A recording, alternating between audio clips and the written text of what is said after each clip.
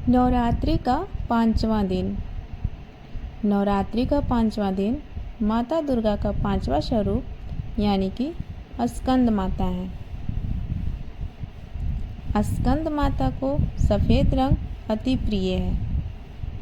ऐसे में नवरात्रि के 5वें दिन माता रानी को दूध और चावल से बनी खीर का भोग लगा सकते हैं या इसके अलावा देवी माँ को केले का भी भोग लगा सकते हैं। केला और खीर का भोग लगाने से स्कंद माता भक्तों से प्रसन्न होकर उन्हें खुशहाल जीवन और समृद्धि का आशीर्वाद प्रदान करती हैं।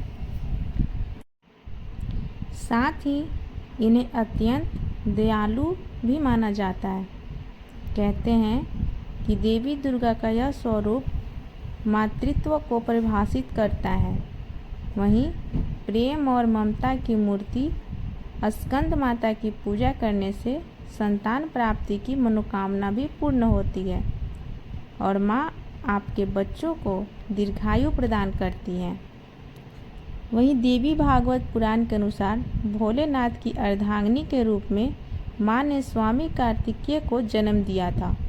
स्वामी कार्तिकेय का दूसरा नाम स्कंद है, इसलिए माँ दुर्गा के इस रूप को स्कंद माता कहा गया है। आइए जानते हैं माँ स्कंद माता की कथा।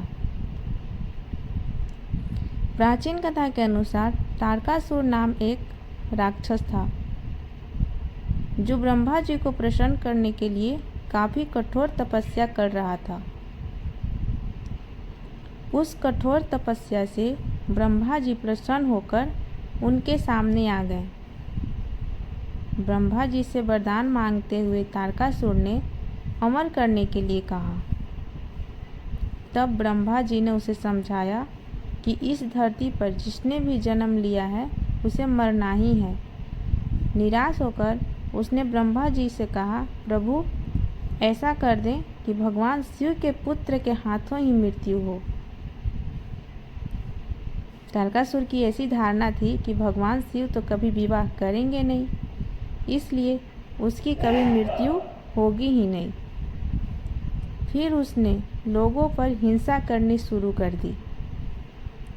तारकासुर के अत्याचारों से परेशान होकर सभी देवता भगवान शिव के पास पहुँचे और तारकासुर से मुक्ति दिलाने की प्रार्थना की। अंततः सभी देवताओं की बात परेशानियों को सुनते हुए शिव जी ने माता पार्वती से विवाह का निर्णय लिया। इसके पश्चात भगवान शिव जी कार्तिकेय के पिताजी बने।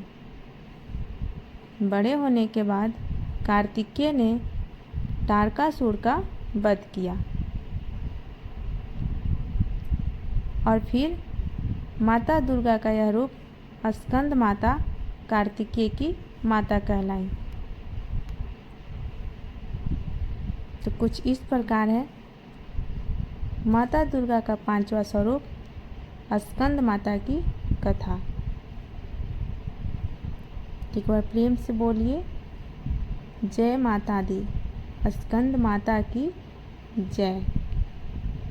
जय माँ दुर्गा।